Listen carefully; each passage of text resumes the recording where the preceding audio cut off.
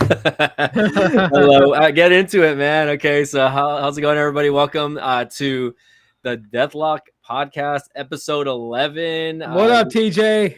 We got we, TJ we already in already got there. somebody in the chat. Sheesh. All right, that's good. Hello, what's going on, TJ? I think he might be watching on the B Tech side, possibly.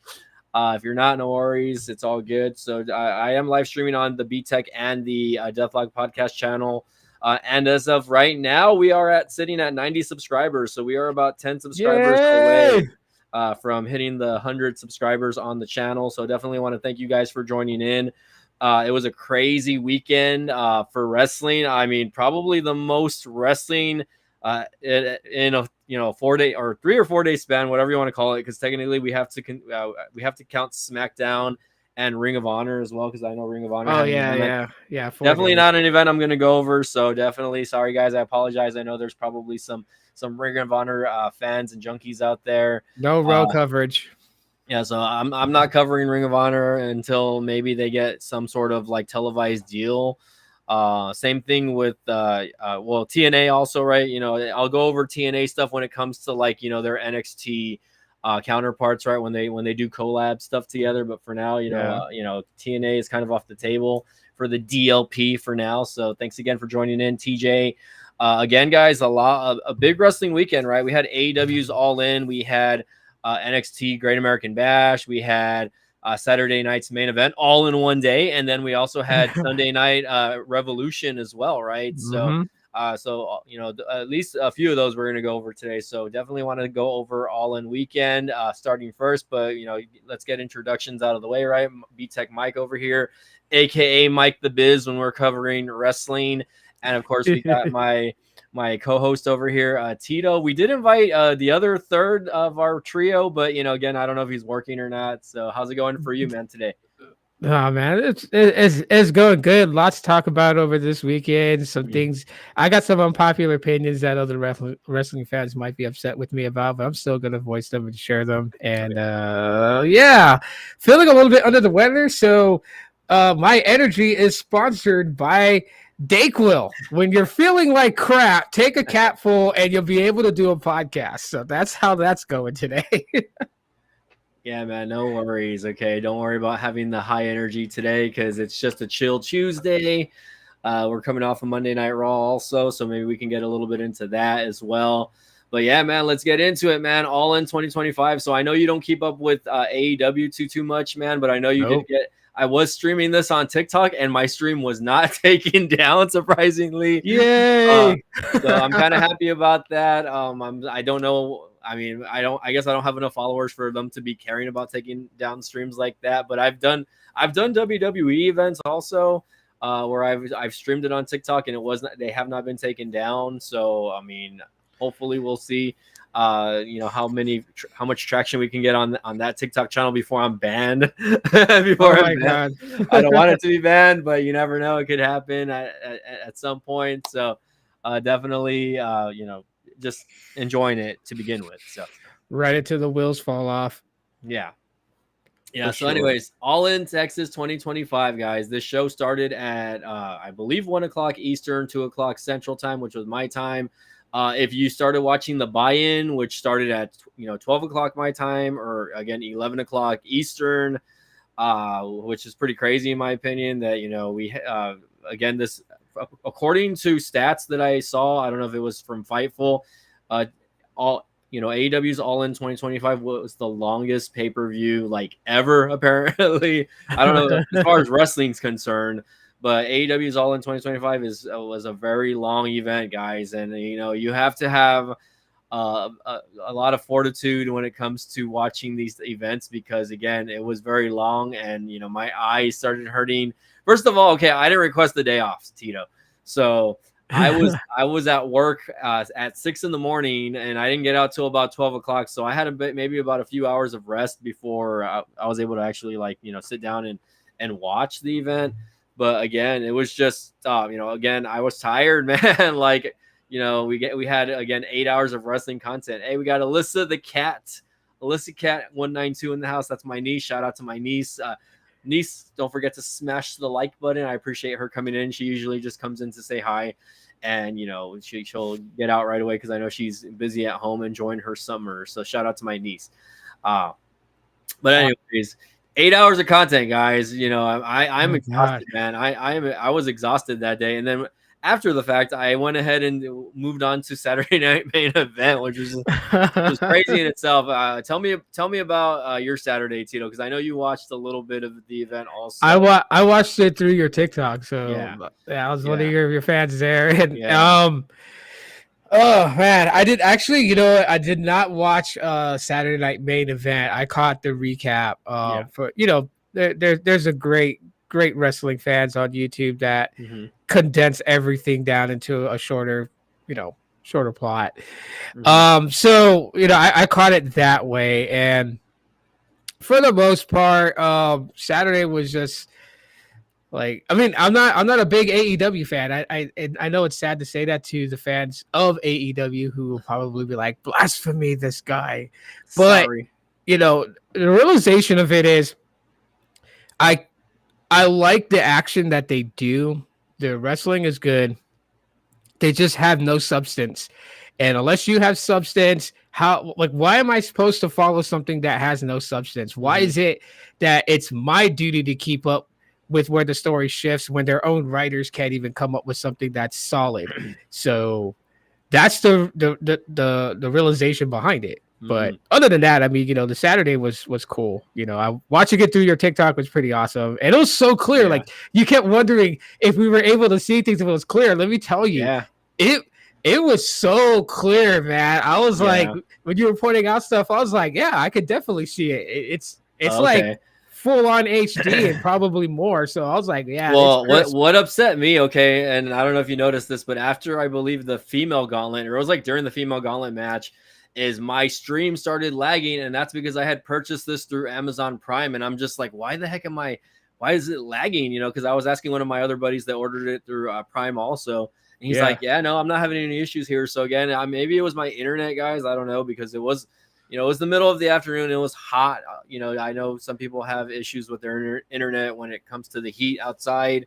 Yeah. So for me, like, I've never really experienced lag when it comes to, Peacock and WWE events. Yes, an occasional hiccup, right? But on my end, after that Casino Battle Royal, it was just lagging. Like, there was a period of where 2 or 3 matches, like, where I was just getting like consistent stutters, and it would just pause for like a second. So I was very disappointed in that, because I mean, I'm a paying customer, right? Yes, I know I can just go back and rewatch the event, right?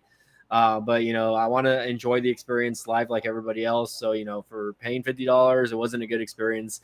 So Amazon, get your shit down, all right? Not sponsored over here. Not sponsored, but yeah, let's go over the event, right? Again, I'll just go over some of the pre-show matches. We had the Sons of Texas, Dustin Rhodes and Sammy Guevara, and the Von Erichs, right? Or the new Von Erichs versus Shane Taylor Promotions. I don't know any of those guys. They're all Ring of Honor guys. They won the match. Sons of Texas win the match, I believe. Moving on, Big Boom, the Cookie guys, AJ and the Conglomeration, Hologram, Kyle O'Reilly, Tomohiro Ishii, a bunch of guys defeating the Don Callis family, right? Which was, again, Echechero, Lance Archer, Rocky Romero, and Trent Beretta via pinfall. So again, they bring in the Costco guys. They didn't really promote them. I feel like they didn't really promote them going into the match. I think they just showed up on Dynamite like this past week, and no one really paid attention because Dynamite had like the lowest. They had very low ratings, is all I'm going to say. Yeah. Ratings went down. And I was like, that's so sad that the Dynamite's ratings went down leading up to their biggest event of the year. Like, it should be the opposite where, ratings should go up, right? But they just don't. Right. So a little, I mean, it was upsetting, I guess, for that. Hold on, let me share. I'm going to share the link with freaking who over here. Let me see. I forget to text Gil Heyman. I messaged him on Twitter, but he never responds on Twitter. So it looks like he ordered the iPhone 16e also, apparently. So nice. But yeah, okay. I already went ahead and sent him the link here. So moving on to the main card, guys. You know what? I don't even need this. Hold on. I'm gonna just, I mean, I'm gonna turn it off, but I'm just gonna read it. I'm gonna read it out. No one needs to see that shit anyway. But yeah, so first match of the night was the trios championship, right? And I'm skipping another pre-show match because I don't really care about FTR and the Outrunners Oh versus it yeah. was just Poodle tag team matches. And they were like 8-man tags, 3-man tags, whatever, or 6-man tags, whatever. So I don't really care about that shit. But here's another one that I didn't really care about, which was AEW World Trios Championship match. The OPPs. What the fuck kind of name is that? I have no clue. Which was Samoa Joe, Powerhouse Hobbs, and Katsurio Shibata or whatever. I can't say his first name. Shibata, the Asian guy that the Japanese guy that text messages his voice. You know, he's like the new version of like I guess Funaki and those guys. You know, with the trolling of the AI, I guess. But they defeat the Death Riders, Claudio and Wheeler Yuta and Gabe Kidd. Which Gabe Kidd, I don't know if he's officially a part of the Death Riders just yet. But, you know, he came in to fill in because Pac has been out. I don't know what's going on with Pac exactly. Is he injured? He's injured or something. I think he did get injured like not too far back. I think before Double or Nothing, he got hurt. So, again, doesn't surprise me. Doesn't surprise me. That's like the second or third time he's been hurt in his All-In days. So no surprise there. You know, the ops or the OPPs, whatever you want to call it, they get the win.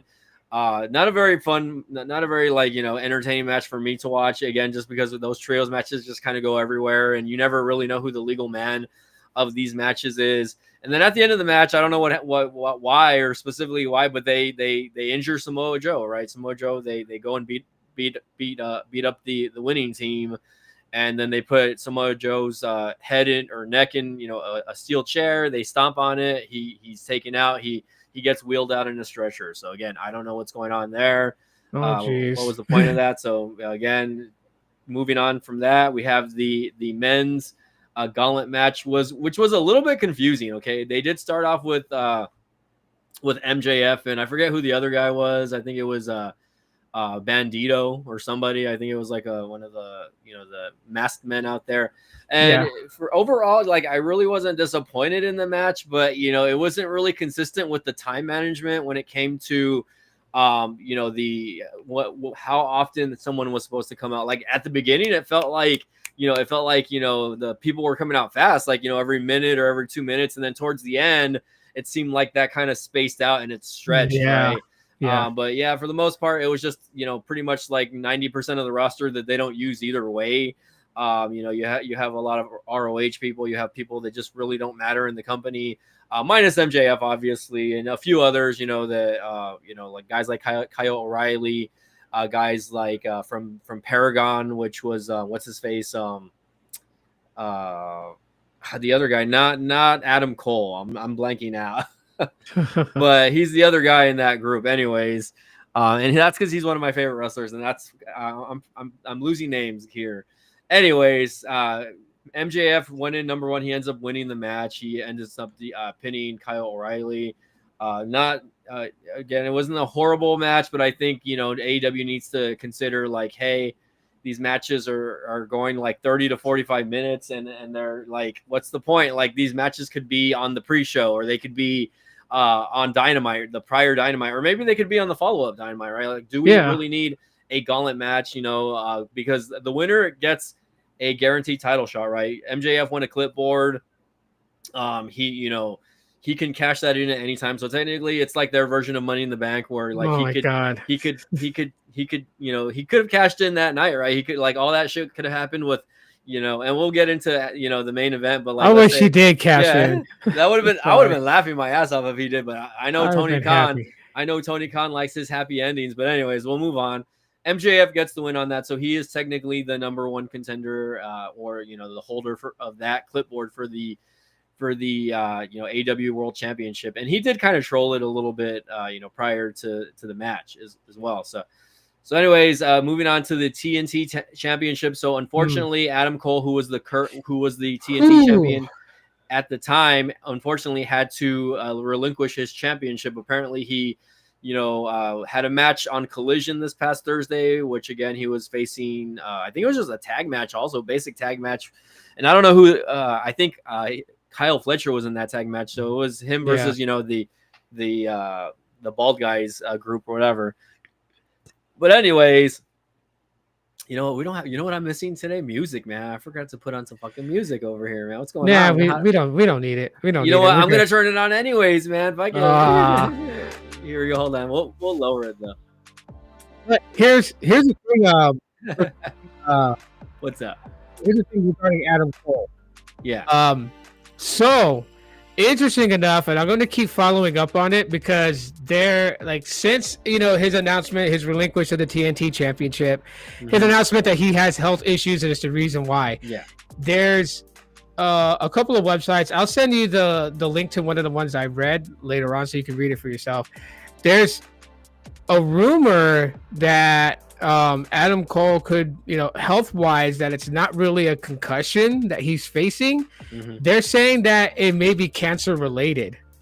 Oh wow! And they started pointing out facts like if not necessarily facts like he has cancer, right? Because they still don't know. It's just a rumor, but they're pointing out things that they've noticed about his health, right?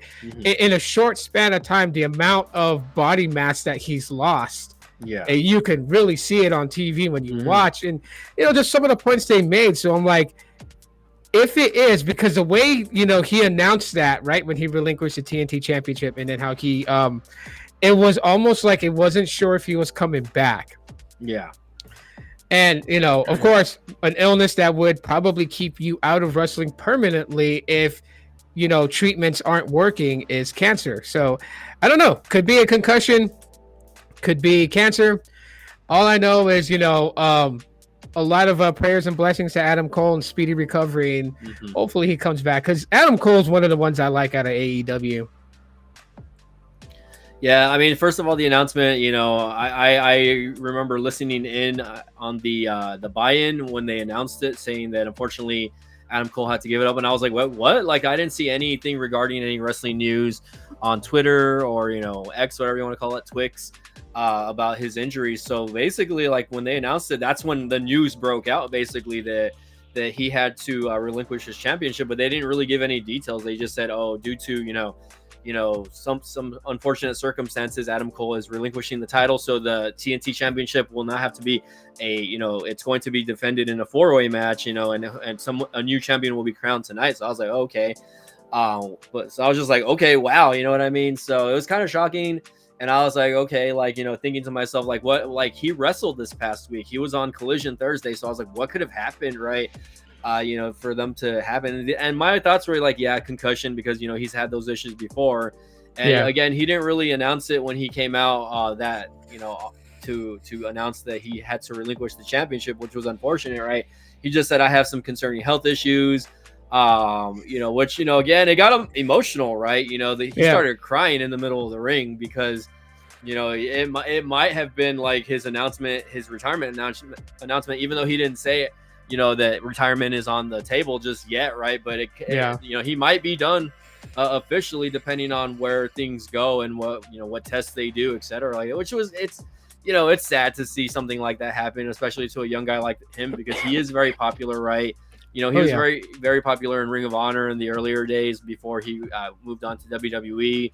And he was one of the more over NXT guys when it came to that, right? Unfortunately, it never transitioned to the main roster, right? I don't think, especially because Vince was still there at the time, that, Vince really would have backed him as a champion just because of how small he is. And, Vince likes his, 6'5", 300-pound he likes his men big and oily. We know. and unless they're making money for him, like guys like Bryan Danielson or CM Punk, Mick Foley, like, it's just not going to happen, right? Where you don't see it too often, where a small guy like Adam Cole transitions and becomes like a world champion. So not surprised, not surprised guys like him and Ricochet decided to just, tilt their head and take off, right? And move on to another company. I'm not surprised at all. So it does suck, especially because also Adam Cole, he has been plagued with injuries since he's been back with the company, right? He's already been out a couple times prior to him, having to go out again, right? It's just consistent with him, right? He broke his ankle. He was out for like a year and a half, from that. And prior to that, again, I believe he had to get out because of the concussion issues, right? So it's just been back and forth with him. So sucks, but again, we'll see what happens, right? We don't know exactly what's going on. Again, I think it's concussions, but Tito says that it could be something more. I hope it's not the more. I hope it's just a concussion. Yeah.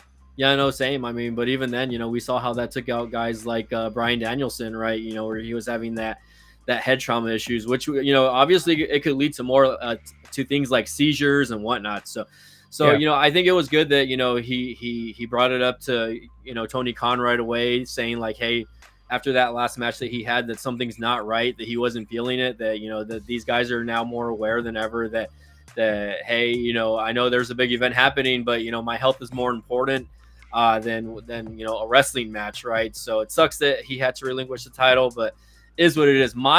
So moving on to the match now. So my gripe with it is how did they go from a singles match, which would have been again Adam Cole versus Kyle Fletcher, to having a fatal 4-way match now, right? I really wish that they would have had maybe on the pre-show, like, some sort of like, again, a battle royal or something, just to say, hey, okay, Kyle Fletcher is going to be in the match already because he's already the number one contender, but, put him up against just a solo guy. And instead they turned it into a fatal 4-way and they just threw in random guys. You know what I mean? So not to knock on the guys that they threw in, but, again, I'll go ahead and name those guys right now, right? It was, I believe, Sammy Guevara. It was Dustin Rhodes, which, Cody Rhodes' older brother. And I'm already blanking out on the other guy. Who's the other guy? Hold on. It was Daniel Garcia, who was a former TNT champion prior to Adam Cole winning it. So I mean, I kind of get Daniel Garcia, and Sammy Guevara is a former TNT champion also. But, like, throwing in Dustin Rhodes kind of threw me off because he already had a couple of big matches during the weekend. So I think it's just because they plan to put the belt on Dustin Rhodes. I mean, the Rhodes brothers held the TNT title. Yeah. They have not held the AEW World Championship. Yeah. It's the slack that Cody gets. But you know what? Big shout out to Dustin Rhodes, though. Mm-hmm. I mean, that was, even though it didn't make sense why they turned it into a fatal 4-way. The fact is, I mean, they could have put in some other random guys that it really wouldn't have made sense. So when I think of the AEW roster, the fact that they put in Sammy Guevara, Daniel Garcia, and Dustin Rhodes, I think it was a cool move. But, like, I agree with what you said. What I think they should have done is, because they already knew, that that Adam Cole was going to relinquish the belt, they, like, I guess in the pre-match, they should have had, like, a triple threat between Dustin, Sammy, and Daniel, and the winner of that go on to basically check, have the solo match, the one-on-one for the TNT title. With Fletcher, it would have been better that way. People would, like, those who were fans of Fletcher would have felt that was more fair. Yep. Yeah. I don't know. The only other thing I would have done is I would have made that the men's gauntlet match for the TNT title. And then not just the TNT title, but also, again, they could have held that clipboard for the world title as well. You know what I mean? So, imagine, MJF having the TNT championship, right? Him winning the match and then having the clipboard and the Hurt Syndicate, dripped in gold. Like we see, like, I know people hate it, right? But it is what it is, right? I mean, Tony Khan's pushing them heavily right now. So it is what it is. But yeah, I mean, I guess I'm not upset with the winner also, which was Dustin Rhodes winning the title, right? Because now him and his brother, I guess, are technically the only brothers to hold that title in company history, right? Yeah. And not just that, but it's like, okay, like, I know he re-signed recently with AEW, and this is probably like his last good run that he can maybe have. So as far as a singles competitor, so I would like to see where that goes. And who knows, man, maybe they can push him to win the world title, even if he's just like a transitional champion, right? For like a month or two, right? And then him lose the title really quick, right? Later on to whoever, MJF or whoever it is. But at least he could say, like, hey, he hit the top of the mountain in a wrestling company. As far as that goes, I would love to see that, because I've been a big fan of Goldust, aka Dustin Rhodes, for a very long time. Goldust. I think if there's one person that does deserve a world title, it's that guy. Because he's never held it, at least as far as in the promotions that I followed, right? I don't know if he's done it in any indie promotions or what, but anyways, guys, if you guys no, maybe he might have done. I know he wrestled for New Japan at one point, I believe. Maybe, I'm not 100% sure. So I don't think he was new world champion in New Japan though. But anyways, guys, moving on. Again, there's a lot of matches for this. So moving on, we are going on to Swerve Strickland and Will Ospreay versus the Young Bucks. Okay. There is stipulations in this match. Again, if the Ospreay and Swerve lose, they cannot challenge for the world title for a full year.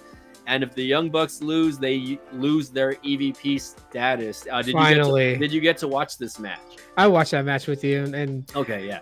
Yeah, it was like I was laughing because like I was mostly watching, which is why I wasn't really chatting in the chat on TikTok. But when you were calling out, you're like, "Oh, here comes the spot fest." I was like, I started laughing, and I'm like, "Yeah, I can see it happening." I mean, you knew it was gonna happen, right? I mean, it was more for the Bucks and even for Ospreay. I mean, because that's just what they do in all their matches, right? Yeah. I mean, I knew it was gonna be a 30-minute spot fest.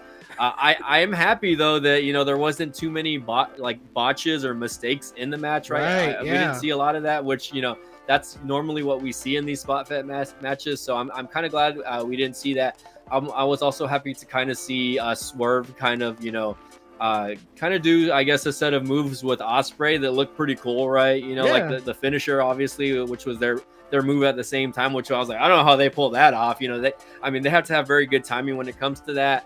But anyways, Swerve and Ospreay get the win, and the EVPs are no more, at least as far as their status.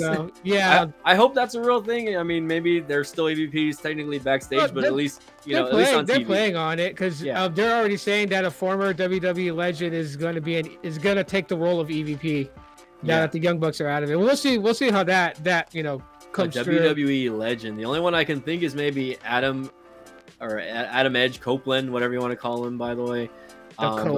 But we might be thinking it could be Bryan Danielson also, because he is technically back. But again, we'll get back into that. We'll get back into that. But yeah, what any thoughts on that match before we move on though? I honestly, that match to me was something that I really enjoyed it. I enjoyed it, and it was probably one of the better matches of the night. Yeah, it was, and I would say this, if Drew McIntyre ever gets tired of WWE and wants to go to AEW, he could align himself with his son, Mini McIntyre. Oh my gosh. Big Jackson looks so the face he made at one point, and I was like, holy crap, he looks just like Drew McIntyre. I think it's the facial hair. Yeah, Mini McIntyre maybe. But if I ever see, I could see McIntyre if he ever does leave WWE. I don't think he will, but I could see him aligning with the Elite, with the Young Bucks and Jack Perry, which we didn't even get Jack Perry this year. Thank God. Thank God we didn't have Jack Perry. I'm tired of that dude. Yeah. That dude rides his dad's coattails way too much. Like, I mean, seriously.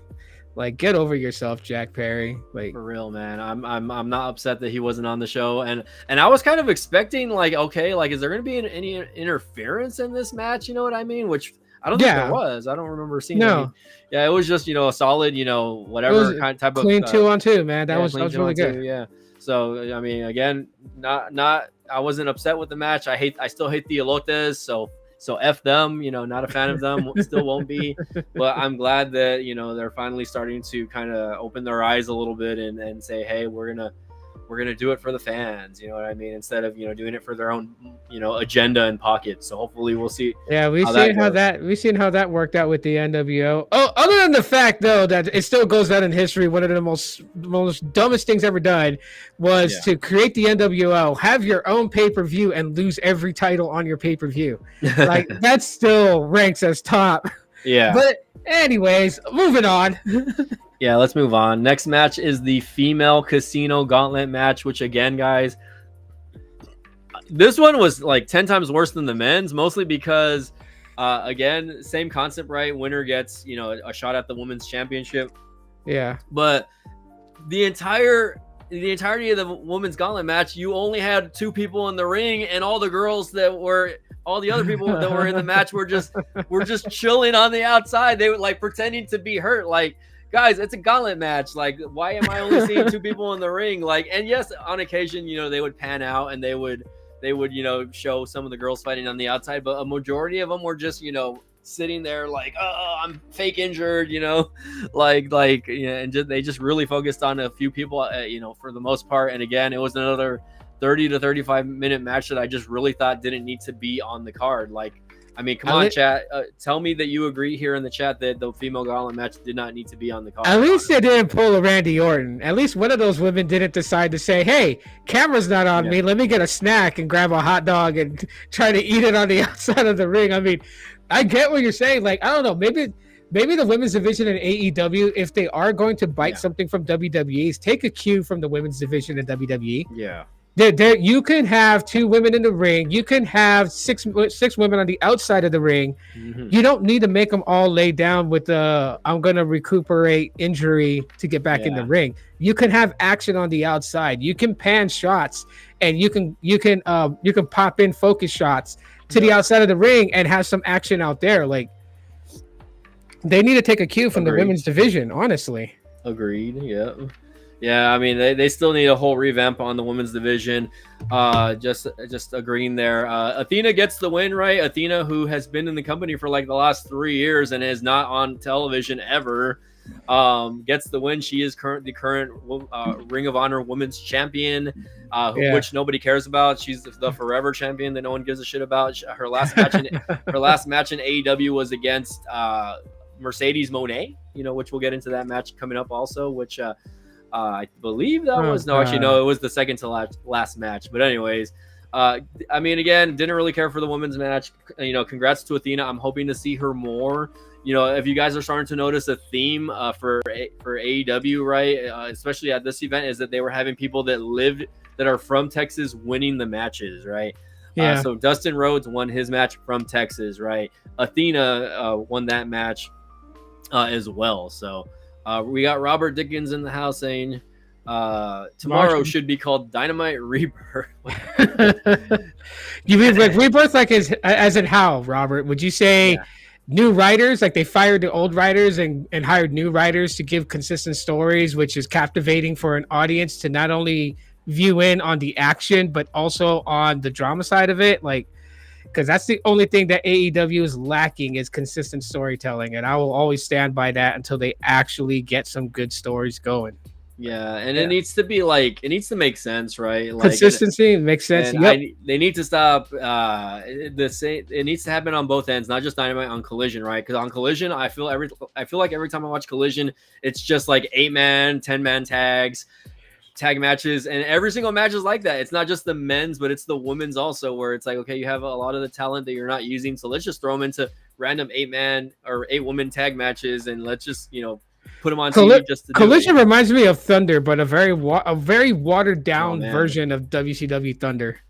Yeah, no comment, man, because I mean, I remember watching Thunder, but it's like, I don't know, or Sunday Night Heat. Yeah. Hey, I love Sunday Night Heat, man. I'm surprised WWE didn't really capitalize more on that. I don't remember if it was a tape show or not. I don't think it was live. Yeah, it was taped, but it was still enjoyable. I remember watching it. It was enjoyable, but I mean, like a very watered down version of Sunday Night Heat. You know what? WWE should bring back Sunday Night Heat. Like, I mean, they're bringing back Saturday Night Main Event. Yeah. They might as well bring back Sunday Night Heat. Honestly, they can kind of use Sunday Night Heat as a way of like a nice transition from NXT to the main roster, right? Mm-hmm. I mean, that's what I would do if I was in that step. We'll talk about that later once we reach WWE parts. But anyways, all right, let's go on AEW, man. Some more AEW. Oh yeah, let's get back into it. So again, after the women's gauntlet match, we go into the triple main event, right? So the first of the triple main event was the AEW World Tag Team Championship match, right? We have the Hurt Syndicate, Bobby Lashley and Shelton Benjamin versus Speedball Mike Bailey and Kevin Knight versus the Patriarchy, which is again Christian and Nick Wayne, right? So I don't know, man. This match didn't seem very. It seemed a little off to me. I'm not sure why. Like, I really didn't think it needed to be like a triple threat tag team match, I guess. This is AEW's way of trying to get TV time and just basically video time on their already superly large roster. Yeah. So anyways, we'll go into the important parts of the match, which was the ending, right? So again, Bobby Lashley and Shelton Benjamin, they retain, right? They Yeah. retain the championship, and then they just take off. And then for whatever reason, I guess you still get, Christian Cage and Nick Wayne still there in the ring or whatever. I guess something's happening. I don't remember what the fuck happened, but basically Nick Wayne turns on Christian, which we all knew was going to happen eventually, right? There was signs that were showing that, he was kind of rebelling a little bit. And then after that, I don't know, Edge comes out, Adam Copeland, and he kind of shoos off the other guys. And he I don't know what did he say again? So what he does is he takes. Remember when Christian gave him the hug and said, to go fuck yourself. He gives him the same line, but in a more positive way. He tells him to go find yourself, and then he walks out of the ring. Yeah. And it was like I watched that part over and over again. I'm like, okay, I get what they're teasing. They're teasing to an Edge and Christian reunion, and who knows, because they've had dealings with Gangrel. We could see like the reunion of the Brood. That would be hilarious, honestly, if we saw something like that. But imagine how much merch they would sell. I think, if they make this happen and they do it right, and this is why I go back to that whole, writers need to come up with good stories. So, yeah, reunite Edge and Christian. Let that be the foundation of their renewed tag team and them going for the tag team titles and all the other stuff so they can finish out on their own terms. But one of the feuds that Edge and Christian do should bring Gangrel in, not as a wrestler to wrestle in a 6-man tag match, but to manage them for just a little bit in a feud. It thus would rack the Brood, which we already seen what kind of pop the Brood would have, because when Edge started using it in WWE towards his rivalry with the Judgment Day, it spawned a lot of pop from the crowd. So I mean that's what I would do, but of course, they're going to kind of play a little bit into it because Christian looks a little receptive into just reconnecting with Edge, which I think is a good thing. I don't think they should just rush Christian being like, okay, we're going to be a tag team, me and Edge again. That's too quick. Yeah. Let Christian still kind of be in his stupid moments for Edge to awaken him out of it. And that will take some time. Let that kind of just marinate and play a little bit for the rest of the year is what I would say. But I mean, that's what he told him was go find yourself, which I don't know. Yeah, I mean, I know this is probably going to lead to them being a tag team again, obviously, and maybe feuding with the Hurt Business or the Hurt Syndicate. So I obviously, I like it because they're all ex-WWE, so they know how to storytell. Yeah. But it's like when it's everybody else, it's just like flippity flop, and they don't make the matches important, right? Obviously, I hope that we don't see Edge or Christian hurt again either, because I know. Oh, please don't. Please don't. Edge was already out again. How many times since he's been in AEW? Like twice already again. Also. So we'll see. Hopefully, that's not the case this time around. But we'll have to see where the story goes on that. So again, that's how it ends. Edge. Edge says, "Go find yourself." Go find yourself. Oh my God. I don't even know what he's supposed to find. Christian is Christian, right? Captain Charisma. Christian is Christian. What does he need to go find? Is he trying to get him to go back into growing his hair out long, wearing that, 1860s Pirates shirt button up? Where are we going to with this? Are we going back to, the Christians all alone, story time? Are we going what does Edge mean by go find yourself? Right. Yeah, because you're turning him to a face, and it's like I've enjoyed him being more of a heel since he came back to AEW. So but again, he's always a good heel. I liked him at WWE when he was a heel and he was threatening to sue Randy Orton because Randy Orton got the. Imagine. I was gonna say, just imagine him. Of course, they're gonna align with Edge, but imagine them aligning themselves with Chris Jericho. I would be like, oh my God. way. I'd be like, oh no, keep Jericho off TV, please. You know what I mean? Jericho, and Jericho was not in All In this year, surprisingly. Oh, good. Because I have one final statement about AEW, but I'll say that at the end after we've covered, the main event. So, but yeah, that's all that was said, and then it cuts away from that point. Yeah. Gotcha. All right. So moving on to the second to the last main event here, which was the AEW Women's World Championship. Or actually, no, this is how many freaking main events did they have? God damn, I'm like trying to think, like, god damn, they had so many freaking matches. So first of all, no, this is like the fourth main event here. Never mind. Let's scratch the tag team championships. That was not a part of the triple main event. It was it was this one, the first one, which was the women's world championship match, Toni Storm versus Mercedes Moné. So we got another good 15 minutes of entrances here, right? Did you enjoy their special entrances? I mean, the entrances, you got to go all out if it's going to be your, no pun intended. No pun intended. Yeah, no pun intended. It's the event of the year for the company.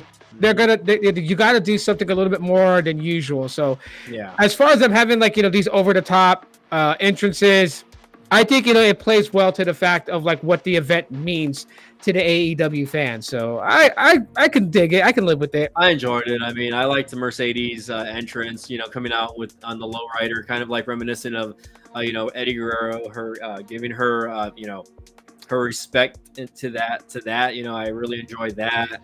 And then I think she had like a bunch of girls. She had like, I guess, the Texas, I think they were cheerleaders. I'm not 100% sure. They were the Dallas Cowboy cheerleaders. I'm not sure if they were Cowboy cheerleaders or if it was like a baseball thing. But anyways, all of them, each one of them had one of Mercedes belts. So they were over there like doing the Mercedes dance, with the belts and everything. Like I thought that was pretty cool. You know what I mean? And then going on to Toni Storm's, her classic intro also. They both had very good intros, man, honestly. I wish I could show them on here, but I don't want to get copyright striked over here. Thank you, YouTube. But anyways, they were both very enjoyable intros. And then going into the match, I think the match okay, I'm probably going to say this. I think I got asked this from another friend, but I honestly think this was the best singles match of the night. Right. I don't think it was too crazy overboard like some of the other matches, but I honestly thought like the women's matches was more entertaining than the men's singles matches. The spot and it's the spot that I enjoyed. I don't know if I sent this to you or not. I think I sent it to Gil Heyman, but the spot that kind of did it for me was when Toni Storm was reversed Mercedes Moné into a tombstone pile driver, and then she had Mercedes like her ass was in her face, and then and then I don't know, randomly she started biting down on her crotch area, and I was like tripping out. I was like, what the fuck, dude? Like, is this actually happening? And then the Mercedes Moné kind of like wiggled her way out of it, and then that led to Toni again kissing her on the top rope. And then moving into that, her move, which was it's basically just a pile driver. That's all it is. But she did the pile driver on the top rope for the 1, 2, 3, right? So, but again, it wasn't like a spot fest to the point where like a lot of the girls were making mistakes.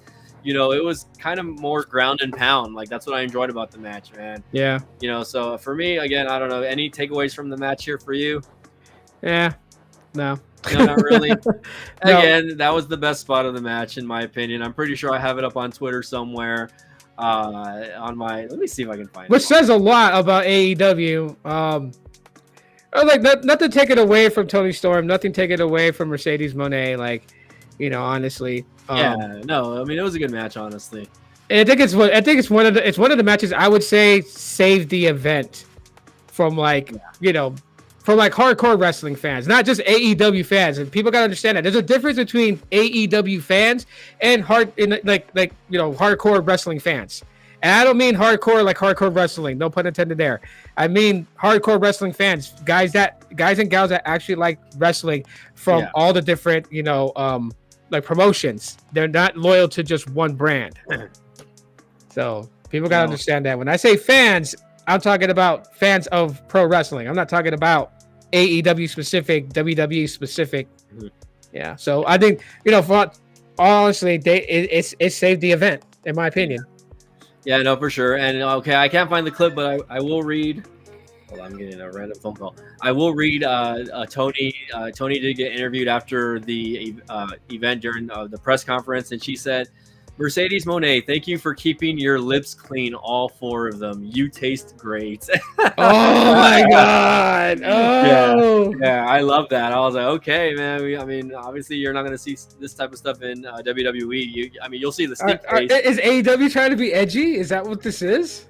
I mean, they have been for a while, man. I mean, it's not the first time that Tony Storm kisses a girl or does something kind of off the rails there. So I mean, I enjoyed it though, and I give props for Mercedes Moné for putting over Tony Storm.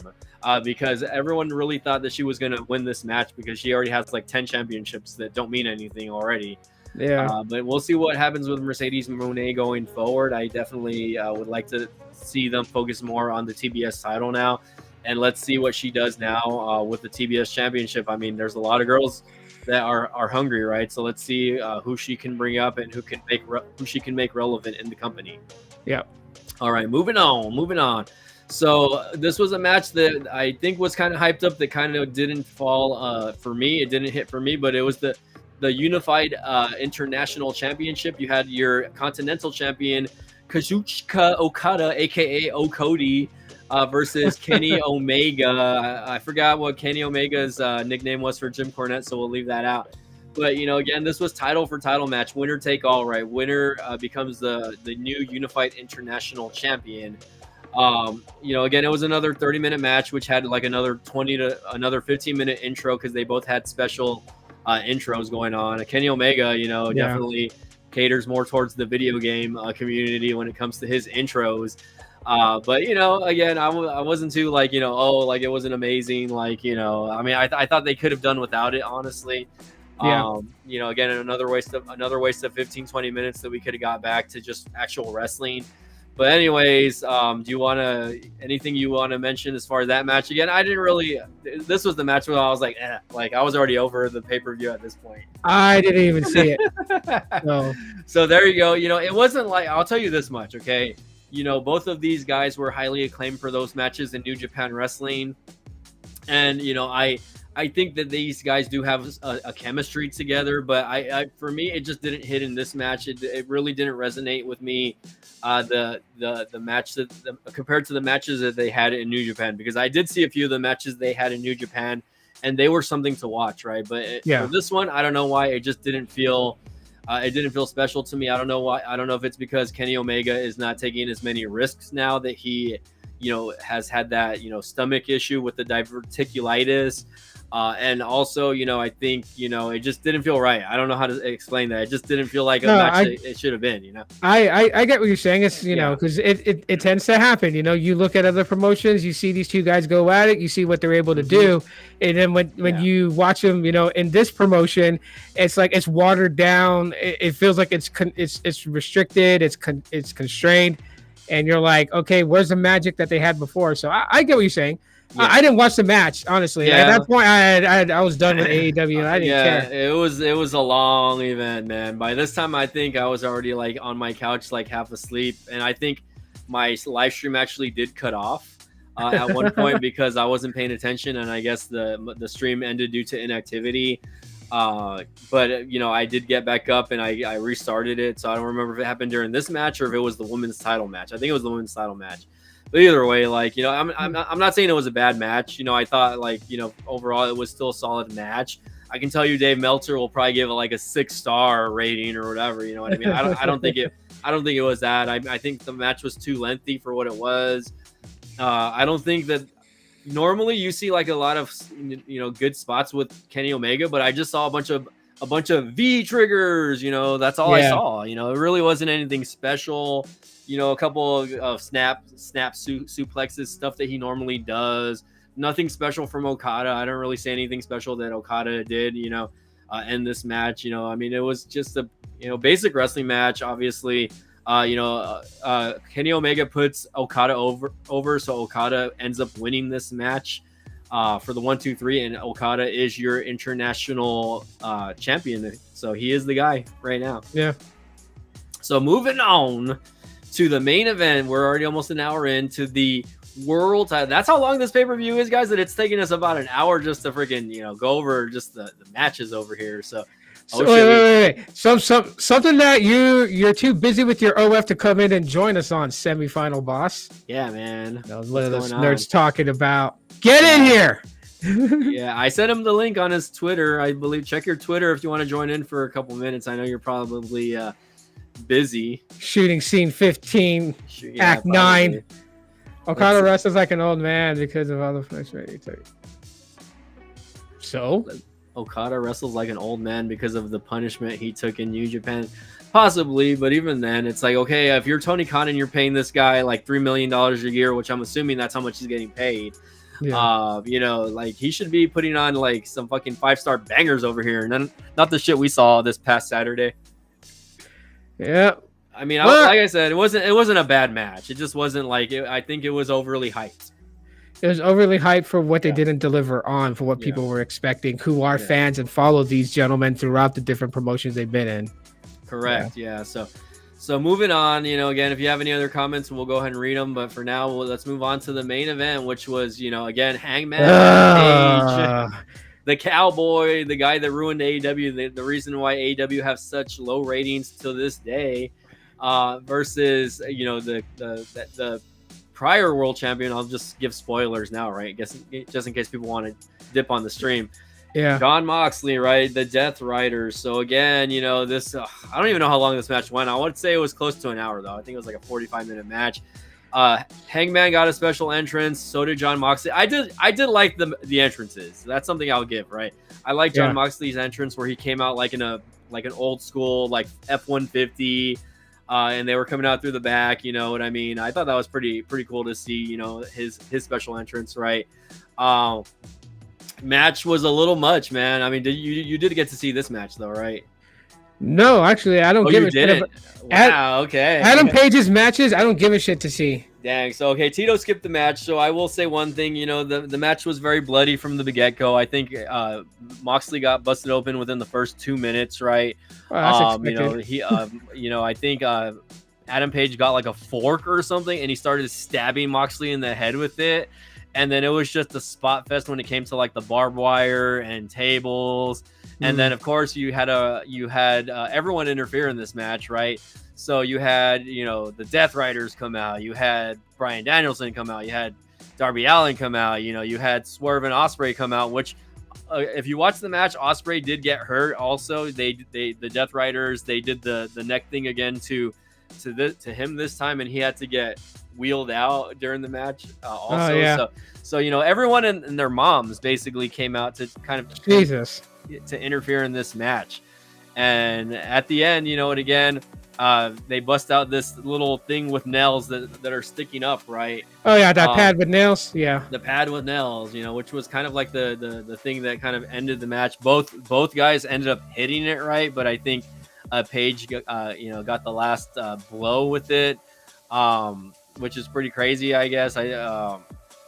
It was pretty crazy to see. I'm glad that no one's backs or anything got stuck to the nails themselves. I'm hoping that it was prop nails and that it all got shaved down or something like that. But okay, let's see. What do we got? Final Boss saying over here, Adam Page has potential, but it looks like he's one of them kids that don't take advice. Yeah, Adam Page is a freaking idiot, and I don't care for him. So Adam Page gets the W, right? He claims the world title, and it's something that not a lot of people like to hear. I don't know why exactly Tony Khan is backing this guy. I mean, yes, you know, I first of all, I will say this, right? The guy has like a good look, right? I think he does resonate with the crowd a little bit, right? But I don't know how this guy came in from burning somebody's house down to being the face of the company, right? Yeah, because he's affiliated with the EVPs, right?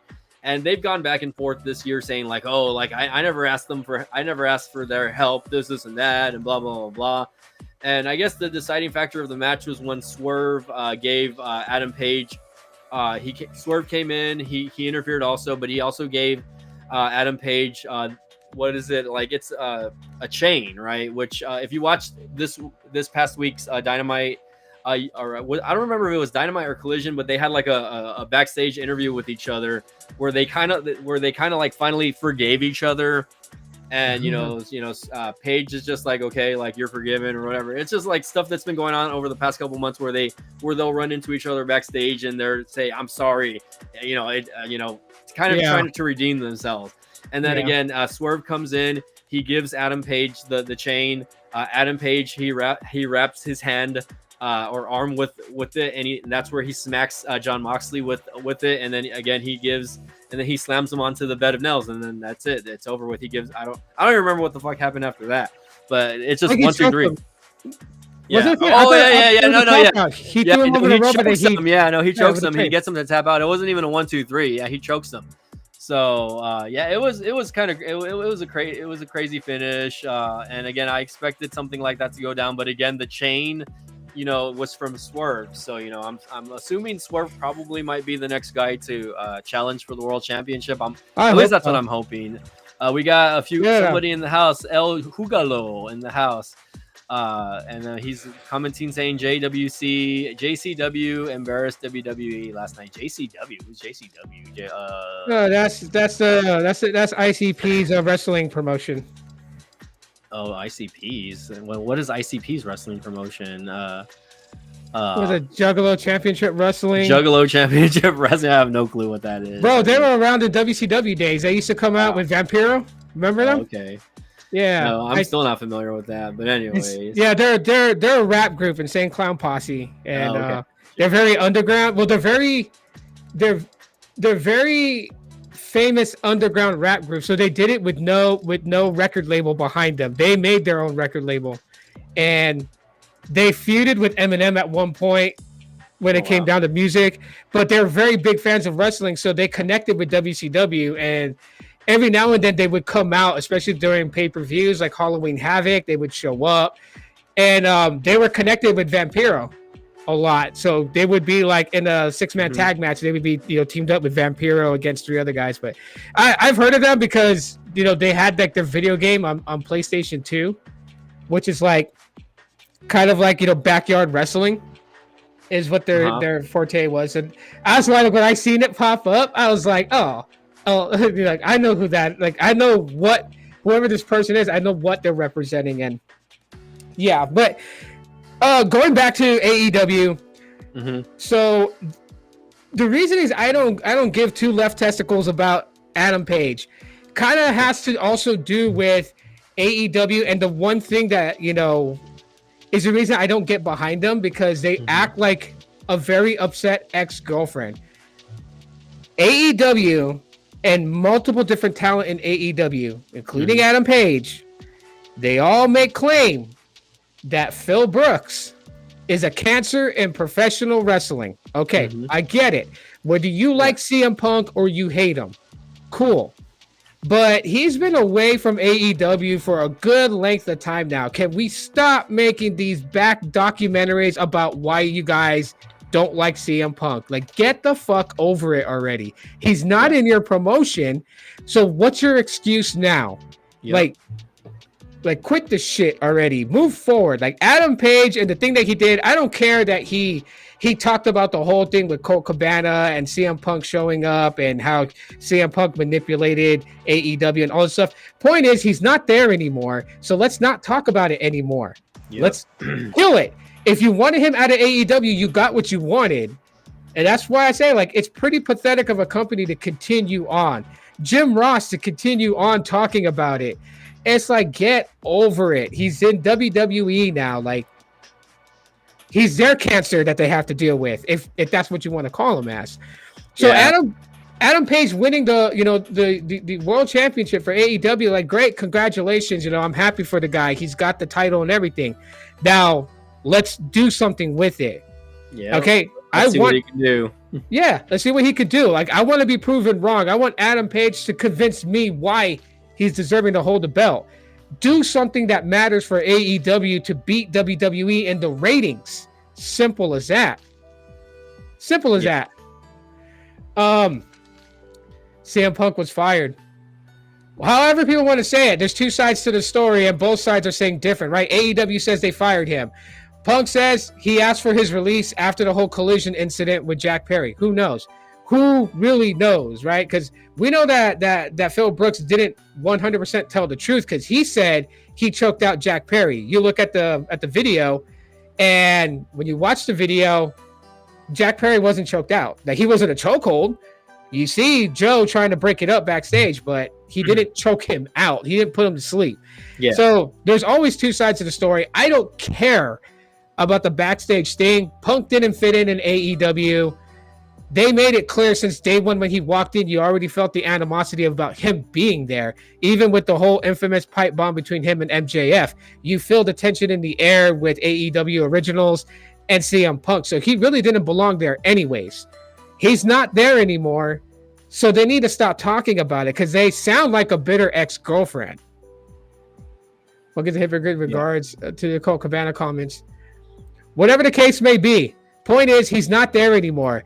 I can enjoy a show when they can be above the bullshit and be like, okay, we got rid of our problem. So now our problem is gone. Now we can focus on making this company better with him not here. But instead, it seems like they're kind of admitting that he was their cash bringer because if they don't do something talking about him, they don't get the ratings.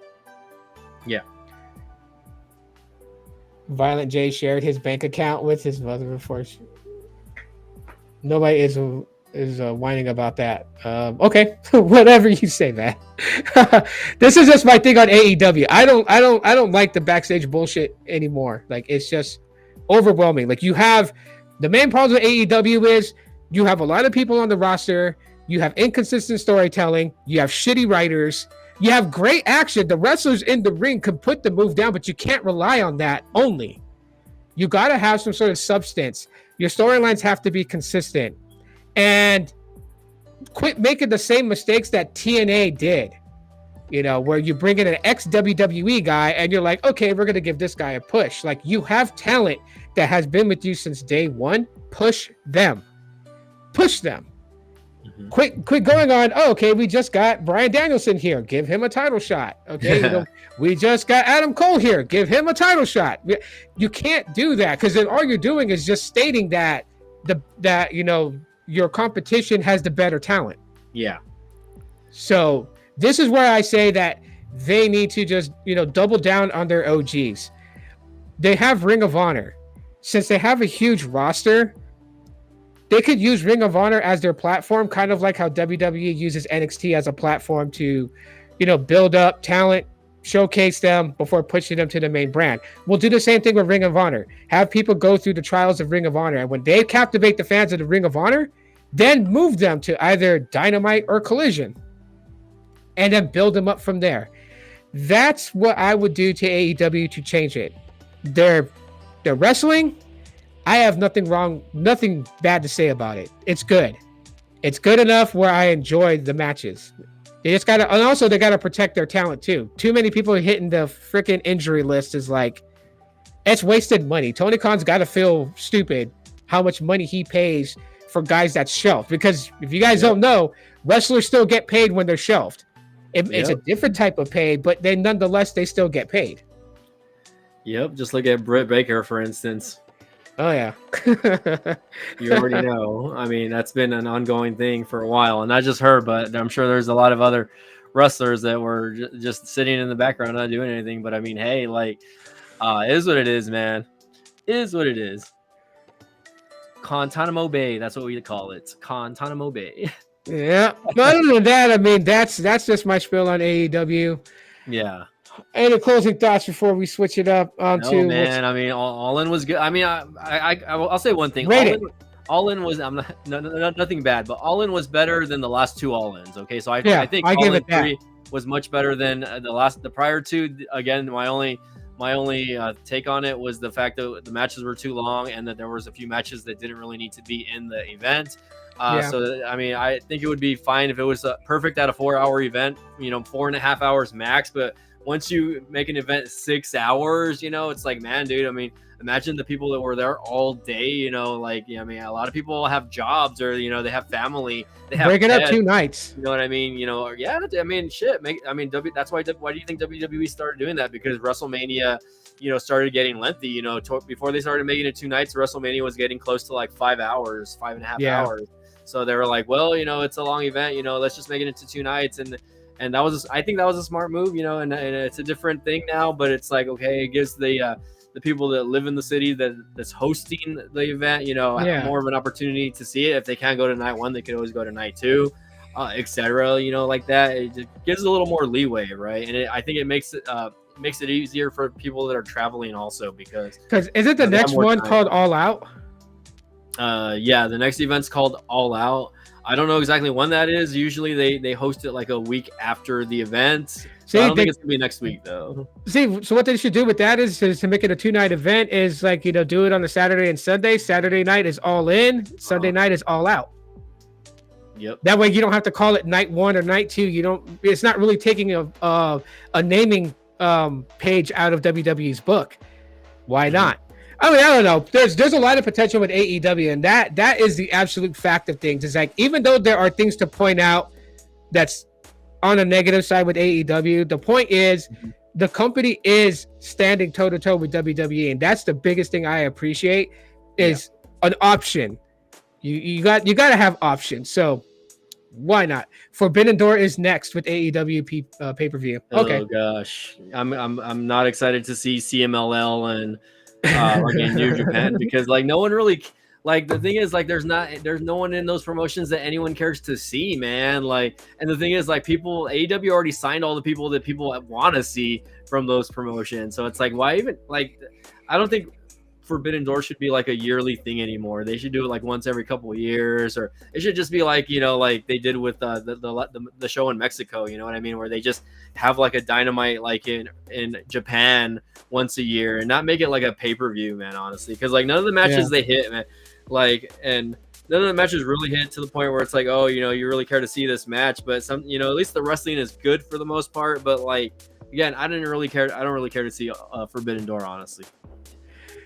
All right, well, let's get into the WWE thing. Let's move on to Saturday night main event. I do have it up here. So again,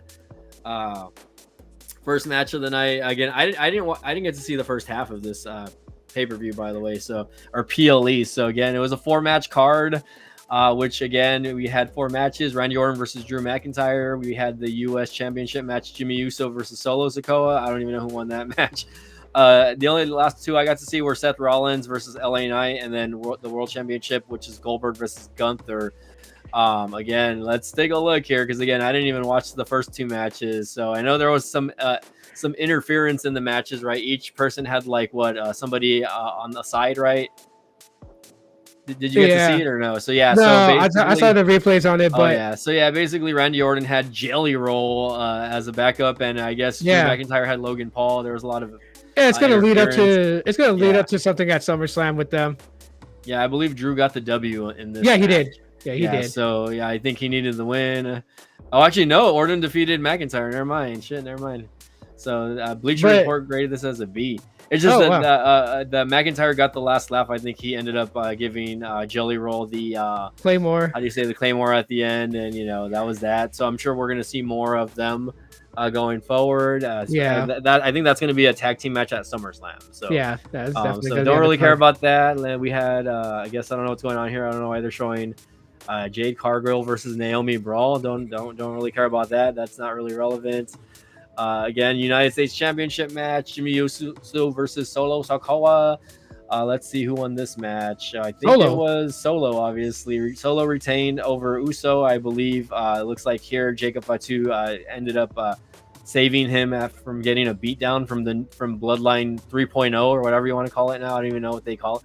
I don't know what they call themselves nowadays, but oh man. El Juggalo, thanks again for being very chatty. Colt Cabana's best gimmick is Officer Colt Cabana.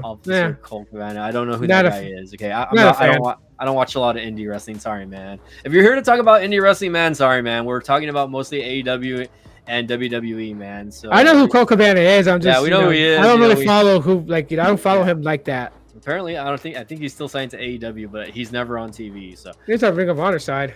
So anyway, going to the match of the night, technically, in my opinion, which would be LA Knight versus Seth Rollins, which my God, you know, it's like the biggest news of the weekend, in my opinion. Seth cannot be a face of a company if he can't stay 100%. He's injured again. Yeah. What the hell? Yeah, no, it's bad. And it looks ridiculous because Paul Heyman's still carrying around the Money in the Bank briefcase. Like, what for, Paul? Mm-hmm. Oh my god. Yeah, LA Knight had to take the victory. Apparently, what they were saying was that Rollins was supposed to go over in this match, but because his injury, last minute decision, Knight hits the BFT and gets the victory. Sheesh, yeah. I mean, so yeah, obviously, Tito, we know your thoughts on how do you say Seth Rollins and his injury, right? But yeah, it does suck, man. First of all, because it seemed like it was like very basic stuff that like ended him like ending up in the injury, right? Like I forget what it was, but I think he did like a springboard or something, where he just landed like it looked like a normal landing, man. Like, to me at least. I mean, nothing looked super out of the ordinary when it came to the spot that happened, but something happened, like his knee buckled or something, to the point where he fell down right away, and you can tell like when he didn't get back up and he kind of moved himself to the side that something was happening, man. So like, I mean, when I was watching it, I was like, oh no, like this is gonna kind of ruin. This is gonna ruin like the plans for Mania, basically, or maybe not Mania, but like whatchamacallit, I'm trying to like change the layout here. For like things that could have happened like at SummerSlam, it could have ruined like the cash in that may have happened coming up, possibly before Cena retires also. So I mean, you and I dove into this, right, where we were kind of contemplating, hey, how is Seth going to cash in? Who's he going to cash in on? Whatnot, you know what I mean? Yeah, the plans, the idea that they could have had for him to do it. So that's out the window now, man. I mean, it is. It's very out the window. And, even if he is hurt, right, let's say he's hurt, he has to have surgery, or maybe he just has to take some time off, right? We're most likely not going to see him at least until the end of the year, or, earliest Royal Rumble, in my opinion. But, hopefully no later than WrestleMania next year, man. And this is not the first time that this happens, right? He's already had, his injuries with his leg and his knee, the past couple of years already. He was out, most of last year or the year before, 2023, with that knee injury, and he had to get surgery and whatnot. So I don't know, man. Like, I was really kind of digging, his faction, with Braun Breaker and Bronson Reed, and I was hoping that they were going to bring in a fourth guy also, right? But now it's like it's up in the air right now. They're really gonna have to push Bronson Reed and Braun Breaker. So I mean, we'll see how it goes, man. How that goes. Speaking of covering more of the indie scenes and the different promotions that you are commenting about, when we have a bigger panel, I guess that is in the foreseeable future. Yeah, you know what I mean? Because that's a lot of wrestling to cover. That's a lot of wrestling, yeah. Yeah, we would actually, honestly, I would love for more people to join up with the DLP, and for them to have access to do live streams. And hey, you know what? Like, if you ever wanted to be on the on the platform, get with us on the DM, maybe on Twitter. And if you're willing to put in the effort and the work and stuff, you can actually go live and cover those things. I mean, we don't mind it at all, but that's a lot to kind of go over. Yeah. And we have jobs, we have lives, so it's like, it's really hard. It's already hard enough for me and B-Tech to actually get on here and just talk. So we usually hit with the main things that's being watched. Mm-hmm. So, but yeah, in the future, Indie's going to get covered, man. That's why you got to subscribe. You got to like be in there with us and ride this early wave, so that way, as we grow, more things will be implemented in. So I appreciate that. And just know that we're not blind to the indie scene. It's just, we only got so much we can cover. Yeah. No, for sure. Yeah, but the whole Seth Rollins thing, I mean, I don't know. We'll see what happens, which kind of leads up to Monday and the decision to bring a certain person back, which we'll get into here in a little bit. But let's go on this one. And if Gene watches the replay, Gene, I told you have to understand it's a business thing. We would all have loved to see Goldberg as his retirement match beat Gunther, become the world heavyweight champion one more time. But then it wouldn't be a good look to win the title and then retire right then and there. Like, what would be the point? And obviously Goldberg is not wanting to have a title run. These things are obviously discussed behind the scenes, with TKO board members, with Paul Levesque. They all have to, they all probably already pitched this idea. Like, hey, man, how about one more title run? And he probably said no. Yep. Because this was going to be his retirement match. And like, respect to Goldberg, because Gunther is one of those world champions that I'm happy to see as world heavyweight champion, but he just, to me, doesn't really have that it factor that's pushed him. And I think this victory is what Gunther can use to taunt the fans now that he's been put over by Goldberg, that he can say he's beaten the man known as Goldberg. So in this match, I think things went down the best way possible. I just didn't like that they cut off his retirement speech at the end. Like, you had to go to YouTube to watch the full speech, which was kind of shitty. Yeah. Yep. Yeah. No, and I didn't really care to see Goldberg's speech at all, honestly. Not to like bash on Goldberg or anything like that. Why not? It's Goldberg. I don't know, man, because I feel like I've already seen like Goldberg like give those type of speeches, and I'm just like, like. Yeah, he has given them before. Yeah, growing up, I got to see him wrestle, in WCW, and I was a fan of his. I wasn't as much of a fan of his as I was like Stone Cold, but like I still followed, his path in WCW, and I was kind of, I really enjoyed his first stint in WWE when, he came in and he pretty much took out everybody in the Elimination Chamber match that one time. That was fun to watch. But then like him leaving and then, taking in another like 10, 15 year hiatus and then coming back, when it's already kind of too late, you know what I mean? It's like, seeing him come back at when he was older, when he could have been doing it like, at a much earlier time. I don't know. Like I'm not saying I lost respect for Goldberg, but he just wasn't like on the top of my, I need to see this guy, especially with all those 5-minute matches that he had. Yeah, that killed it. That killed it for him. Like when we got, when he came back and he confronted Brock Lesnar and we were getting another, Brock versus Goldberg. Yep. When that match went down, the way that it went down was like a major turnoff. It was like we got screwed when they both had their semi-retirement match back in the day. Yep. Like that match was just bullshit, and even the fans made it clear it was bullshit. So I thought they were gonna redeem the match and give us what we wanted, and it ended up being like a spear, a jackhammer, 1, 2, 3. So like their entrances was a lot longer than their match. Yeah. So I mean, graciously enough, this match with Goldberg and Gunther was not 3 minutes. Thank God. But still, I tuned in to hear what he had to say.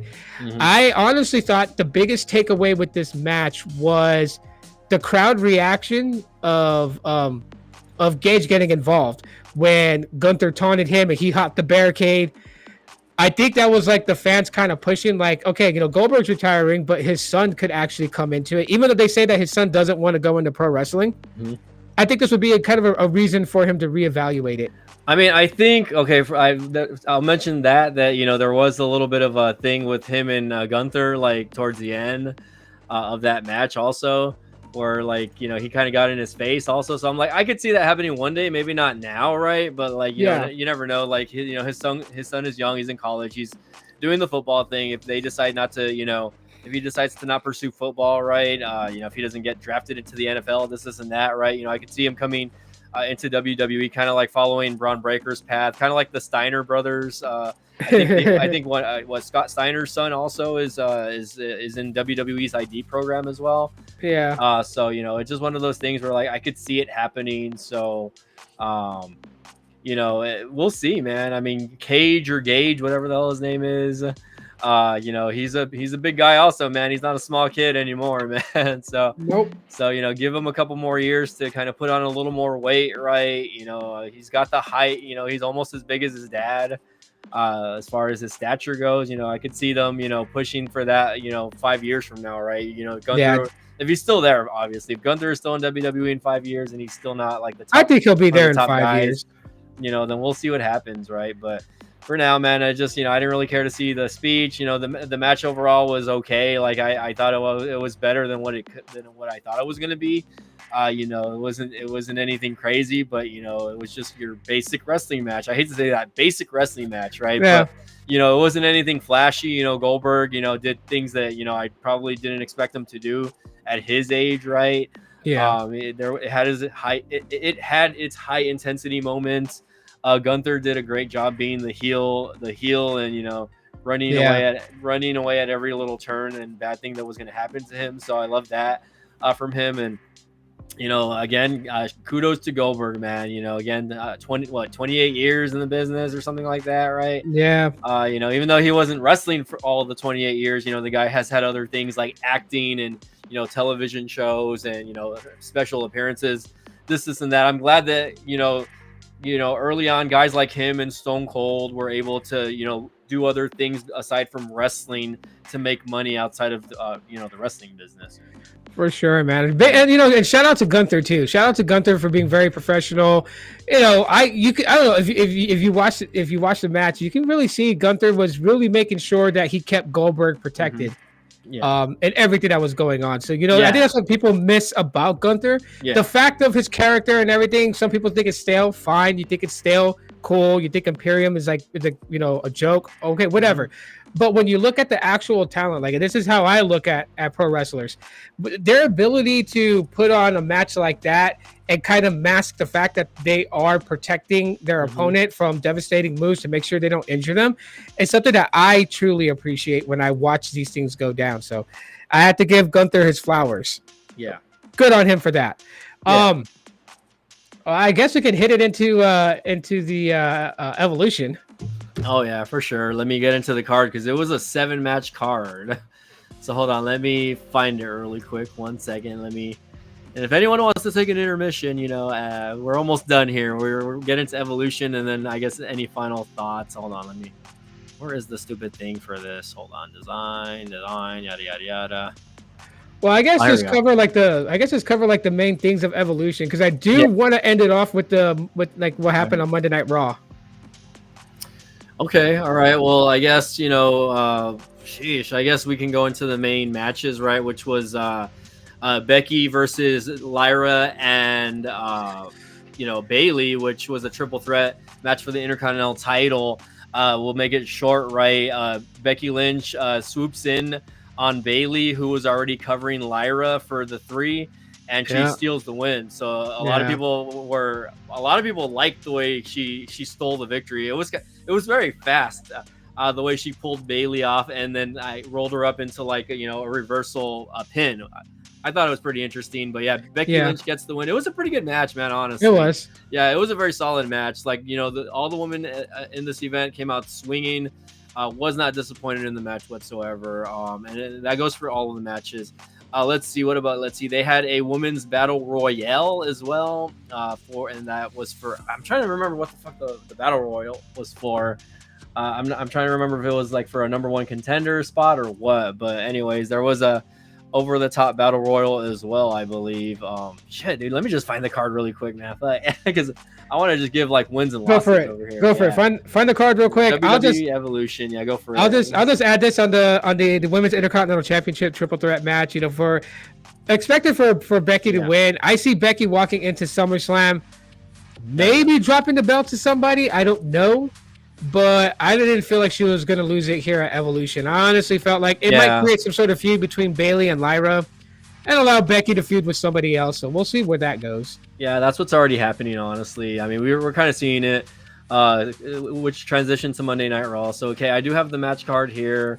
Again, we did have that first match, which was the IC Championship. Lynch won. Second match was JC Jane, which was an NXT title match, which I'm kind of happy to see that they had the NXT Women's Championship match on the card. She fought against Jordan Grace.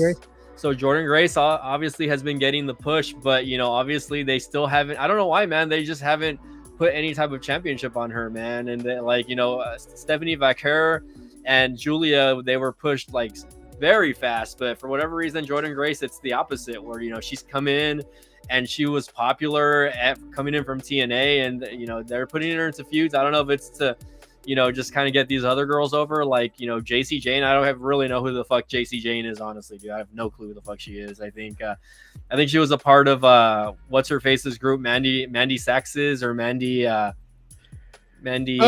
yeah, Mandy Rose. Yeah, Mandy Rose's faction before they got cut up, and her and Gigi were a tag team, and then they got split up.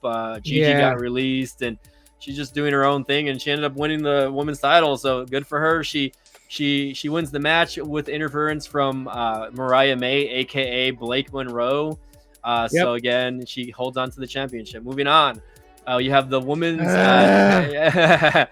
You have the women's tag team championship match. I think this is going to SummerSlam. This match, like between them and Charlotte and Alexa, is going to SummerSlam. I think that's where the change will happen. Definitely. So yeah, no, I mean, well, maybe not. We'll see. But Roxanne versus the Kabuki Warriors versus Flair and Bliss versus Sol Ruka and Zyra. So first of all, shout out to Sol Ruka, who was the standout. Yeah, standout in the match. Definitely fun match overall. It was kind of like I think this one still had tag rules in the match though. It wasn't your typical fatal 4-way match. Yeah, it was tag rules. So everyone's giving Sol Ruka the rub also on that. She's the NXT North American Women's Champion. But yeah, again, Raquel and Roxanne retain. Yeah, I think they dropped the belt at SummerSlam. Yeah. We'll go into we'll have a SummerSlam predictions. Because it's like 3 weeks away, man. I'm so excited. Too much wrestling to talk about over the weekend, guys. I'm sorry. It's just too much. Yeah, but again, shout out to El Juggalo. I don't know if you're still there. He is mentioning all these free wrestling shows that you can watch. Yes, I am aware of all of the. Yeah, I'm aware of them. I follow promotions like House of Glory. I don't really watch MLW, but I've been kind of following the Maple Leaf Wrestling or whatever, or the one that's from Canada. It's not called Maple Leaf Wrestling. It's from Canada though. But anyway, moving on. Tiffany Stratton versus Trish Stratus, which in my opinion was probably the second to the best match of the night. But yeah, very good women's title match. Trish Stratus is still killing it at her age, and if you think about it, she's like 3 generations behind the current generation now. Yeah, so she started late 90s, early 2000s, right? Yep. And I think she's a better wrestler now than she was back then, honestly. She's put in work. I know, she's been training a lot. So big shout out to her, man, because that match was wow. I was not expecting that. Yeah, I enjoyed the match, and I got to give it to Tiffany Stratton, obviously, for retaining. Both females look great in this match, honestly. I just really wish I kind of, a part of me wanted Trish to win, and kind of go back and forth with Tiffany before dropping the title to Tiffany again. I think they could have just had her win. And then have carry it 3 weeks until SummerSlam. Yeah, just carry it for a couple weeks until SummerSlam, and then have Tiffany win it back. You know what I mean? That would have been nice. Anyway, that would have been cool. I would have liked to see that. Final sunset for Trish Stratus. If she's retiring, but I don't think she's retiring. Yeah, but anyways, moving on to the next match, which again, I didn't really care for this match to be. It got buried. It got buried. If they had plans for Naomi to do what she did later on that night, then that buried this. Yeah, it did. It didn't. There's really no significance of the match because of what happened later on. But either way, Jade gets the W. So Jade, obviously, I think this is going to lead into SummerSlam match. Obviously, I figured it was going to happen where either one of them was going to. Either Jade was gonna, win one of the matches at SummerSlam versus one of the champions, and then Naomi cash in on her, or Naomi was gonna go in as champion. But this was all a regurgitated Seth Rollins thing, and I'll explain why when we get into that in a little bit later. All right, okay. So moving on, Jade Cargill. I really didn't pay attention to this match. Jade gets the W on this match, and we move on from that.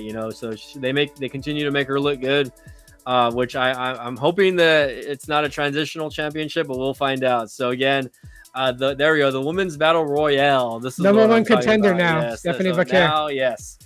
So I mean, technically, we have 2 number 1 contenders right now. So Jade, what's going to happen at SummerSlam? Yeah. So Jade is the queen of the ring, right? So she gets she gets. I don't know if she gets her pick at the championship first, but also I think with the Queen of the Ring contendership, I think it's on the brand that you're on. You don't get to choose to go to like Raw and challenge. I could be wrong. But from what I know, it's looking like she's going for the WWE title. Yeah, because if you think about it, yes. I mean, the thing about it is okay. Stephanie Vaquer is on Raw, but now that Naomi is the Women's World Champion, she is on Raw also. So if you're saying they're going to have to go with the title that's on the show, then Stephanie Vaquer is going to be against Naomi, and then Jade Cargill is going to face Tiffany Stratton, Oh, when we talk about it on Raw, we'll get back into it because it's kind of weird. I don't want to put the cart before the horse. It's a little janky, but this is something I did expect. Everyone kind of knew that Stephanie McMahon was gonna. Yeah, I mean, first of all, she's probably the most over new talent in the company right now. I don't want to take anything away from females like Sol Ruka and Julia, who Julia has a championship right now. Stephanie McMahon doesn't, right? Yeah. But anyways, there was also Julia was in the match as well, and they had a little bit of a face-to-face in the middle of the match. And what was surprising to me, which was like the final, I think the final four were Stephanie McMahon. You had Nikki Bella, who was in the main, the final four. You had what's her name? Was it Jada Parker or was it? It's one of the black girls from NXT. Oh my god, I'm losing my train of thought. Was it Lash Legend? I think Lash Legend. Yeah, probably Lash Legend. So Lash Legend, and then you had Nia Jax also. So first of all, once they defeated Nikki Bella, you had basically three of the newer, well, not just Nikki Bella, but Nikki Bella, and then you had again Vaquer, you had Nia Jax, and then you had Lash Legend, and then. Once it was the final three, it was two of the newer people versus Nia Jax, and then they teamed up on Nia Jax to get her over the rope. So I thought that was interesting because I was like, oh damn, Nia Jax is in there. Nia Jax can win this. Nia Jax had a good year last year. You know what I mean? Yeah. And she's still very relevant. But again, you had Stephanie and Lash Legend, who Lash Legend picked up.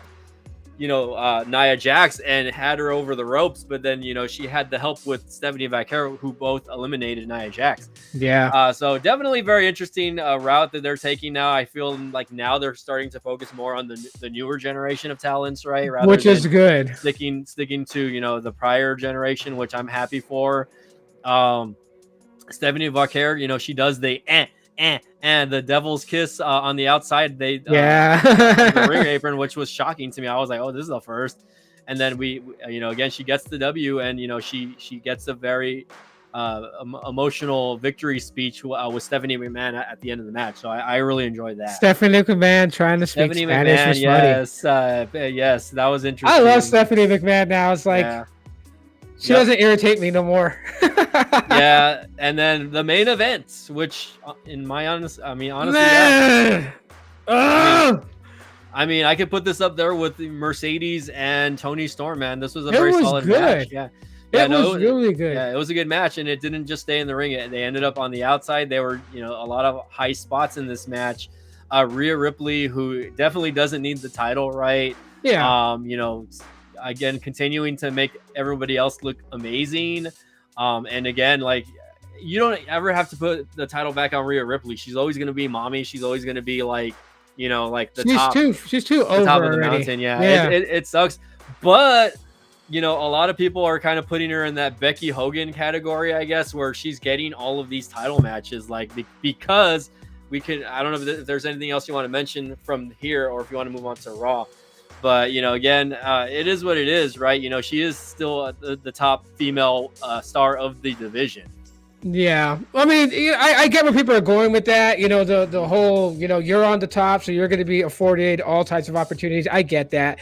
You know what I mean? But, okay, so, like, if you're really a person who, like, follows pro wrestling, you're a fan of this, right? You could really see, if you watch closely, you could really see that Rhea really doesn't have that desire to be champion. Like, she says it on the mic, like she wants to get back my women's championship. But when you see what she's doing, she's always putting other people over, which I say, is a good thing. That's a good thing that Rhea does that.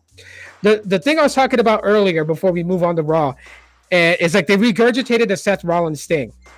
Yeah. Seth Rollins at WrestleMania loses to Randy Orton in a grudge match. Later on that night, cashes in Money in the Bank, pins Roman Reigns, becomes WWE World Champion. Mm-hmm.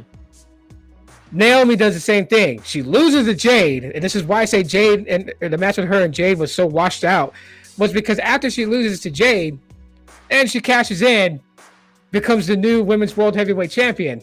And on that note, it does two things, in my opinion, which I think is a good setup for it, but it just does two things. One, it pretty much, like, builds this idea that Naomi did it specifically, for the Women's World Championship, and so she could move away from SmackDown and get away from Jade, obviously, because Jade beat that ass in their match. So Yeah, people are saying that, and it's working.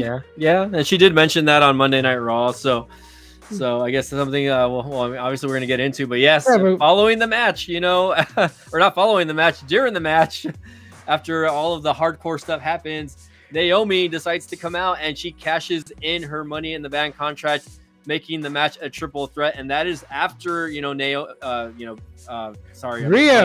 and Io Sky are already like on their last breath, basically. Rhea had her beat. Rhea was like, and Rhea made mention of that. So like we can use this to kind of transition into Raw, because that was the opening where Rhea kind of made it known like Naomi's on her list now because Rhea had two goals. She wanted to get back the Women's World Championship, but she also wanted to pin Io Sky for the first time in their career, and she came close, and Naomi stole that.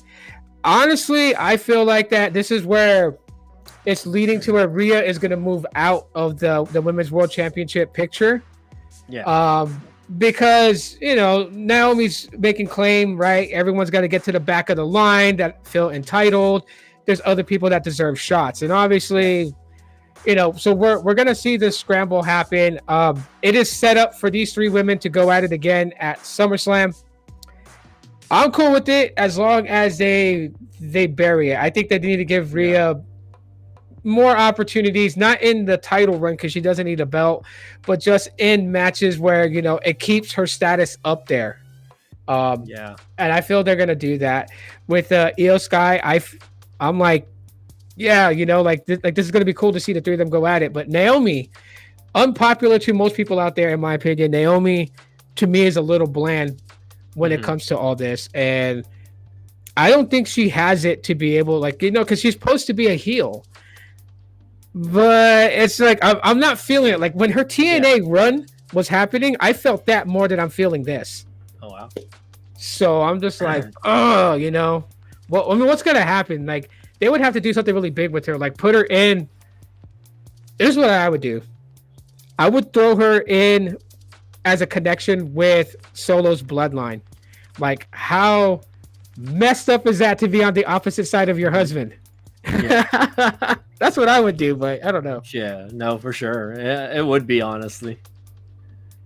But yeah. I don't know. I feel like her title run is just going to be a little stale, in my opinion. Well, we'll see if she ends up being a transitional champion, or at least she holds it until like maybe Survivor Series, possibly. We'll see. Yeah. Me personally, like I like unhinged Naomi. She's unfiltered, and it's it's a different vibe.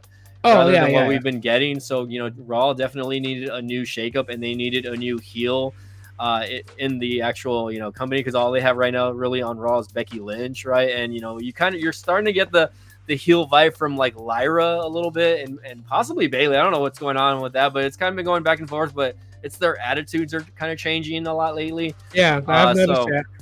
So we'll see. Obviously, I could see them, once this is all said and done, let's say Naomi retains at Money in the Bank at SummerSlam, then we'll I think that they're gonna put Rhea and Io Sky in a tag team, and they're just gonna try to put them like as a tag team just to kind of keep them busy, I guess. And who knows, maybe they'll be the ones that take the championships off Raquel and Roxanne. But I don't think they're gonna take the belts off Raquel and Roxanne anytime soon either. Yeah, I mean, I could see it going a little bit longer with them. The only reason why I would say that if they were to relinquish the belt, like to drop the belts, it would be to Charlotte Flair and Alexa, because of how those two together as a team are getting over.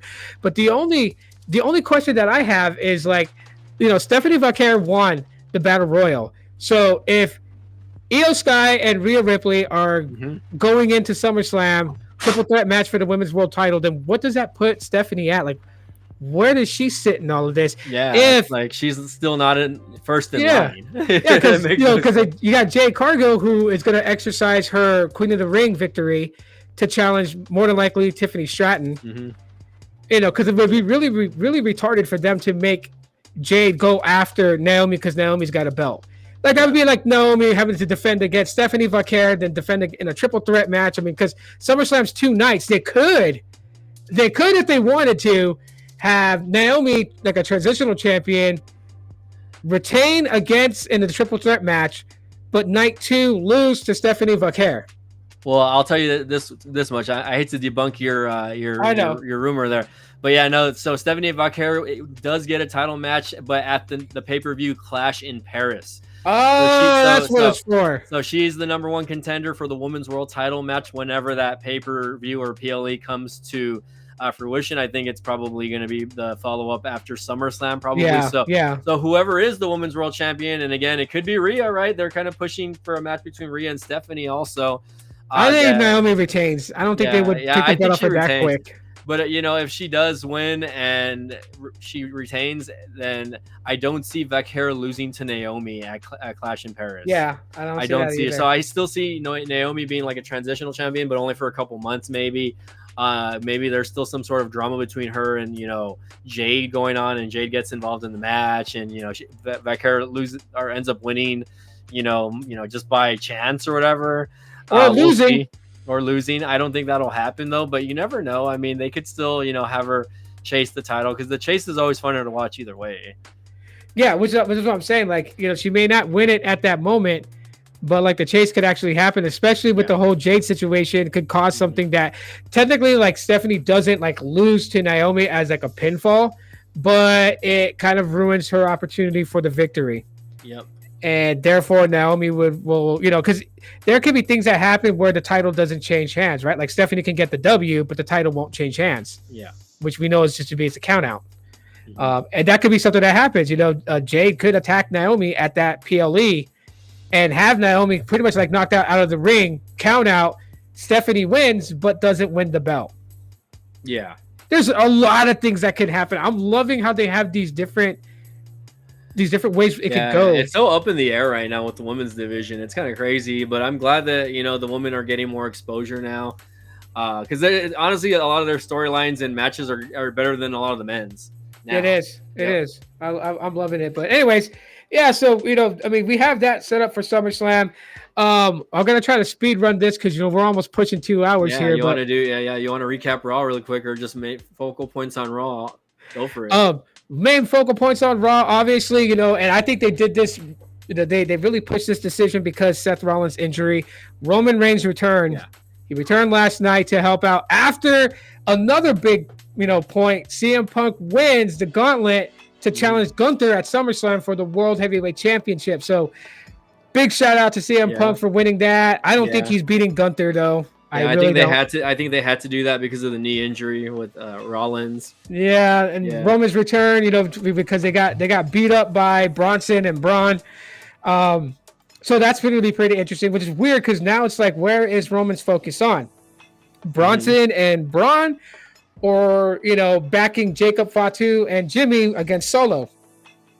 Well, but of course, now I think it's against Rollins' crew, and I think they're gonna probably have him tag with like Jimmy or Jey Uso for now, at least. We'll see. I mean, I think that's where it's headed, and I'm not sure if that's gonna be a match. That could lead into a match at SummerSlam. We might see like Jey Uso and Roman versus Bronson and Braun? The Seth Riders is what we like to call them. Whatever the hell they're called. And that actually would be a pretty good thing though, because technically, if I wouldn't want Roman to pick up the feud between Solo and Jacob and Jimmy just yet. Yeah, we're not that close to War Games. Yeah, it could lead into that, but not yet. Not yet, But for the most part, for Monday Night Raw, it was just pretty much like Naomi getting to gloat over being Women's World Champion. Roman Reigns' return shocks everybody, but it makes sense because Seth is not there. LA Knight's little quip at Seth, for speedy recovery, and oh man, it's like Raw was okay, but for the most part, right. It was one of the better Raws like that I've seen in a while, honestly, and that's because usually the Raws that follow like PLEs or whatever, they kind of suck. Honestly, they've been sucking. Yeah, and they're a little bit whitewashed, a little bit tired. But you know what? We could do another episode, kind of just recapping Raw, also with SmackDown, maybe later on this weekend, next week. Yeah, we could do it then. Yeah, I'll just get a hold of your schedule and I'll see how you're feeling also, because I know you've been feeling a little under the weather. So let me just double check my schedule, because I know I get like early shifts most of the week. So just probably tomorrow and Thursday would not be in the Yeah, no, question, but tomorrow's for not good for maybe me. I'm gonna rest. maybe like Friday afternoon because I get out really early on Yeah, Friday, so I would yeah, probably we just could do Friday.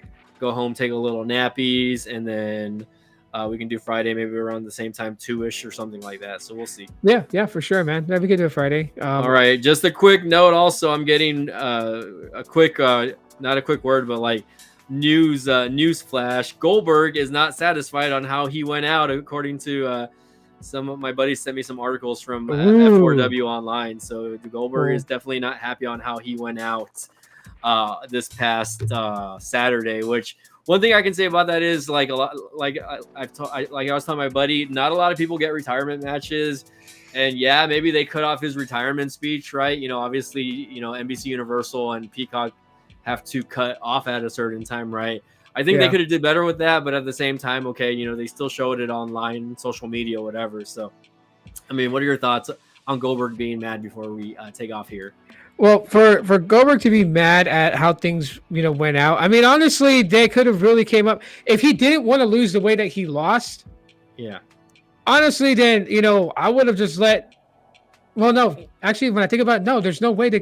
If you make Gunther take the shortcut like most heels do, Yeah. that kind of like defeats the purpose of his run as world title holder because Mm-hmm. he's been world champion without taking the shortcuts. Yeah. So why do it on? I don't know. Go. It could be arrogance on part. I mean, Yeah. Goldberg does have a bit of arrogance behind the stages, and people don't know about it. He does. Look to Bret Hart to kind of explain that to people. If you really want to know the rub with Goldberg behind the scenes, Bret can tell you. You know what? You know what I would have really enjoyed seeing, and this is not something we really saw in WCW or like any of his WWE runs, but him being like a badass heel, dude.